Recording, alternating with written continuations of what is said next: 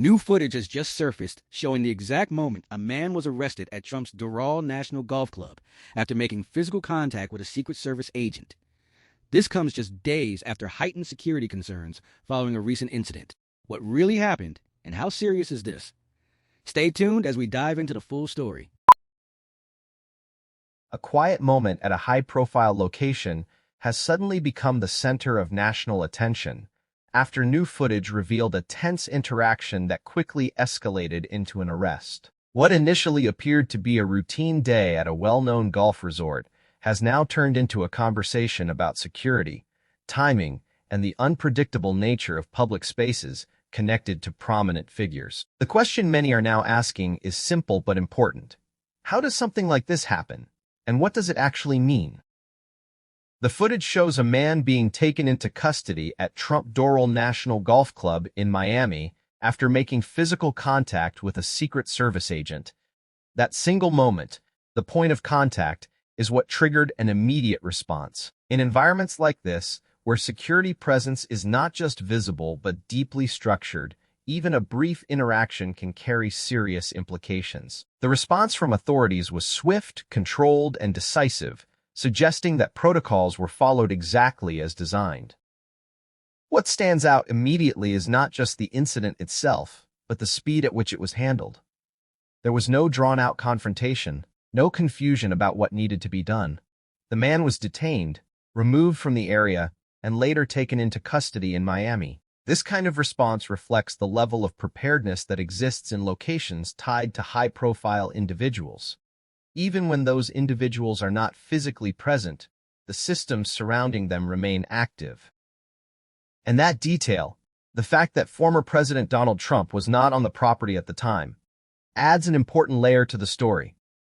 It shifts the focus away from direct personal risk and toward broader security enforcement. This was not about responding to an immediate threat to a specific individual, but rather about maintaining the integrity of a controlled environment.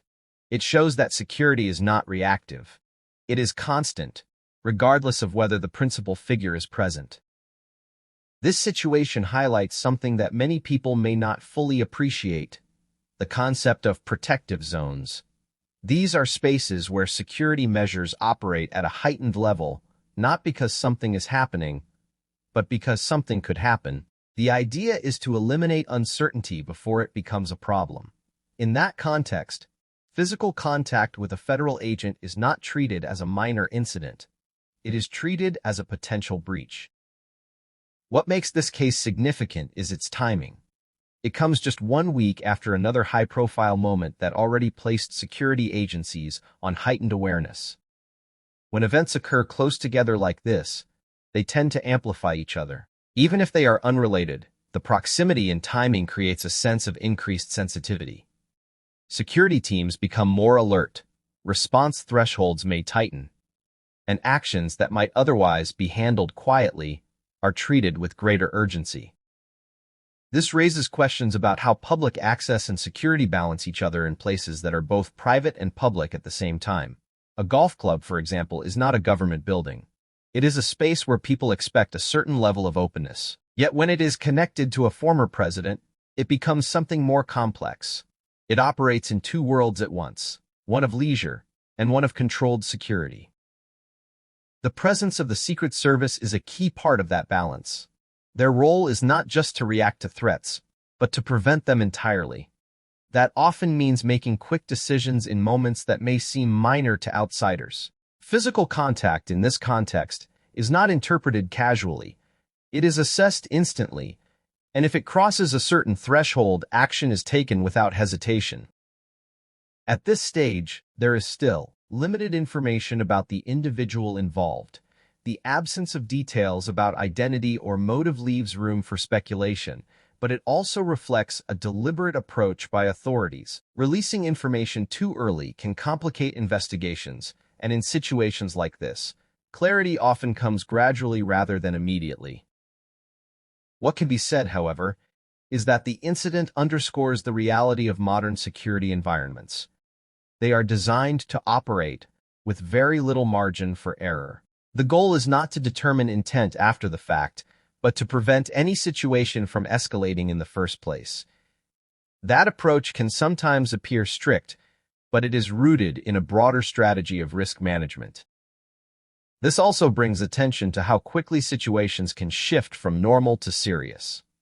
A single action, in this case, physical contact, was enough to change the entire dynamic of the environment. It serves as a reminder that in certain settings, behavior is interpreted through a very specific lens.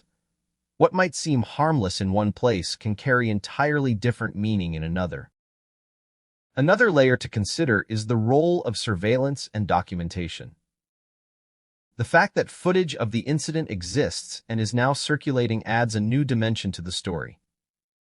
It allows the public to see what happened, but it also shapes how the event is understood. Visual evidence tends to create stronger reactions than written descriptions, and it can influence public perception in ways that are difficult to control. This raises an important point about transparency. On one hand, footage provides clarity. On the other, it can lead to rapid judgments before all the facts are known. In cases like this, where details are still emerging, there is often a gap between what is seen and what is understood. Bridging that gap requires careful analysis rather than quick conclusions. The location itself also plays a role in how the story is perceived. Trump Doral National Golf Club is not just any venue. It carries a certain level of recognition and association. That association brings attention, and with attention comes scrutiny. Events that occur in such places tend to resonate more widely than they might elsewhere. This situation highlights how public figures and their environments continue to influence the way security operates, even when they are not directly involved. The presence of a name, a reputation, or a history can shape the entire framework of how a space is managed. It creates a level of vigilance that extends beyond immediate circumstances. What makes this particularly interesting is the absence of escalation beyond the initial contact. There is no indication of a larger disturbance, no suggestion of a coordinated effort, and no sign of ongoing threat. The incident appears contained, which in itself reflects the effectiveness of the response. The goal of security is not just to act, but to prevent situations from expanding. At the same time, this raises broader questions about how these systems are perceived by the public. There is often a tension between safety and accessibility. People want to feel secure, but they also want to feel free. Navigating that balance is one of the ongoing challenges in environments like this. This case also serves as a reminder of how interconnected events can feel, even when they are not directly related. The reference to a previous incident adds context, but it also creates a narrative that links the two. Whether or not there is any actual connection, the proximity in time makes it difficult to separate them completely. From an analytical perspective, this is where perception becomes as important as reality.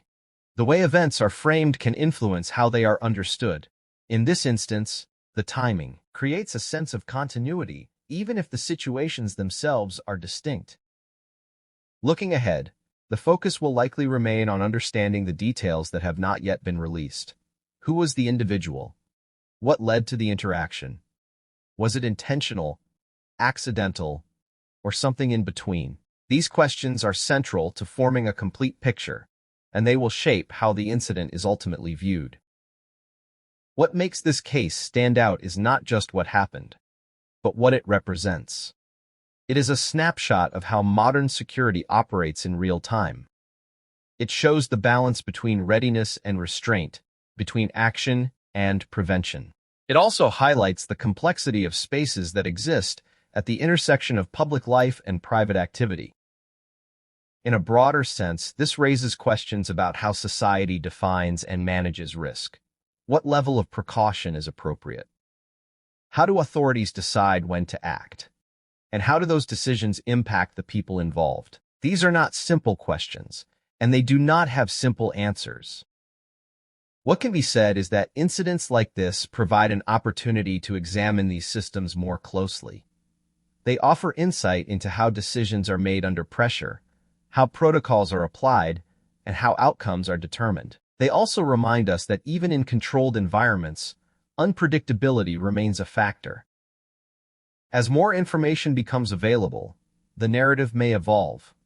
New details could provide clarity, or they could introduce new complexities. That is often the nature of situations like this. They begin with a single moment, but they unfold over time, revealing layers that were not immediately visible. For now, the key takeaway is the speed and precision of the response. It demonstrates a system that is designed to act quickly and effectively, even in uncertain circumstances. It also underscores the importance of understanding the context in which actions occur. This situation highlights the ongoing challenge of maintaining security in a world where visibility is constant and expectations are high.